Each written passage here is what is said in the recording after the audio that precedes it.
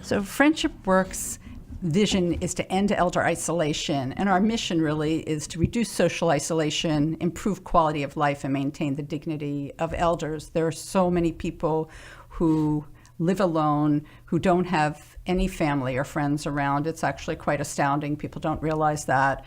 Many people did not have children, or the children live very far away, or their children have predeceased them.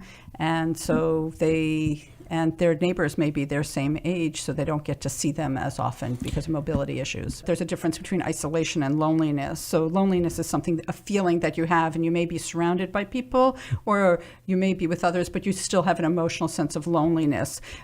Social isolation can cause loneliness if you don't have anybody in your life, but social isolation is really about that you don't see somebody on a regular basis. So I don't know the exact definition, I will say, but usually it's like less than once a month that you would have a face-to-face contact with somebody that cares about you, so that they would see that you're not eating, that you don't look as well as you did before, that there's no food in your refrigerator, and you're not aware that something's going on. You don't have somebody to call to take you to the doctors or to hang out with and chat. That's what socially isolated is. So we have a number of different programs, and I would divide them in two. One is about building long-term relationships and connection, and the other is about assistance, support, things that those of us who are able-bodied take for granted. So for our long-term relationships, we have mostly our friendly visiting, which has been a core program of ours, matching volunteers, people of any age, well, from 18 to 90, with an elder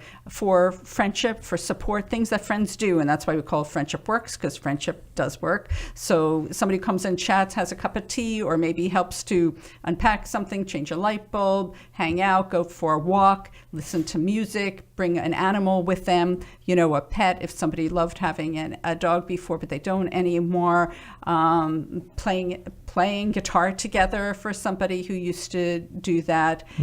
So we'll do anything that's really gives people a reason to wake up in the morning, gives people knowing that somebody cares about, to remember that next week I'm visiting with Sue or with Bob, and I want to remember to tell them that, or maybe ask them to bring something. So that's our friendly visiting program. Within that, we also have our Pet Pals program, which reaches out to residents of long-term care, to people living in nursing homes and assisted living, and a Relaxing with the Arts program that does that. And our short and walking buddies, to walk with somebody, so to get out when you can, to see the world, but with somebody who, for physical or emotional reasons, will be there. Many of us don't walk because we don't have somebody to walk with.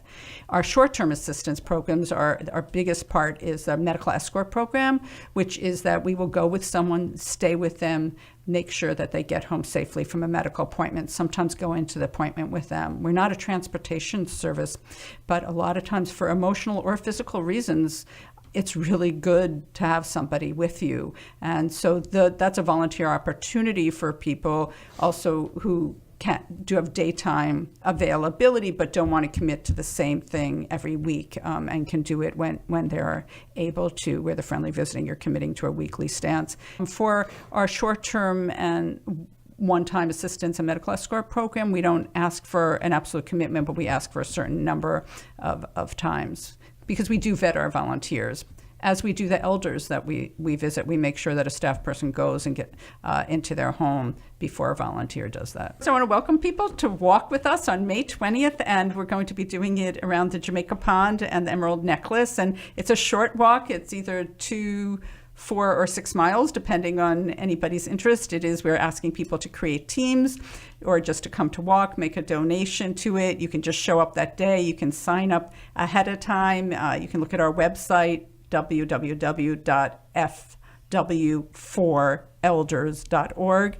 The information is on there, and you can also decide that day, but you can also bring a group of friends. You can walk with your dog. All dog folks are welcome to come, and we will have place for that. So it should be a lot of fun. The Secretary of the Executive Office of Elder Affairs, with her 90-year-old mother, is going to be kicking us off that morning. So it should be a fun day.